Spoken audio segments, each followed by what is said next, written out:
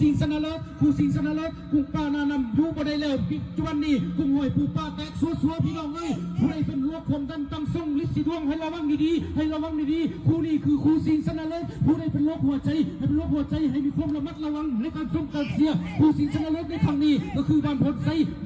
อยู่เบื้องซ้ายบ้านพลไซอยู่เบื้องซ้ายพบกับสีมงคลอยู่เบื้องขวาพลไซเคาะแล้วอาจารย์คำตั้งกับเคาะคือกันอาจารย์คำตั้งกับเคาะคือกันอยู่เบื้องขวาบ้านสีมงคลในเสื้อสีเหลืองและตีแห่งแซงนี่ได้หรือเปล่าหรือว่าจะเป็นพลไซมาแห่งแซงโค้งแล้วปัจจุบันจะแห่งแซงโค้งแล้วว่าแซมไปขอให้ต้องการป้องกันแซมสีมงคลยังบ่หนียังบ่ยอม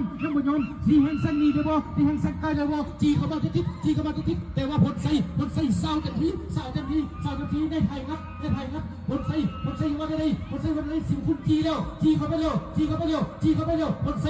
ว่าไม่บ่ยอมให้เจ้าหนีให้เจ้าจีแซมเคยจะเอาแซม2,200คอยก็จะเอาเจ้าสีเขาเอามาแล้วซ่อมมาคอยก็จะคล้องสิมคุณมายาคอยจะจีเข้าไป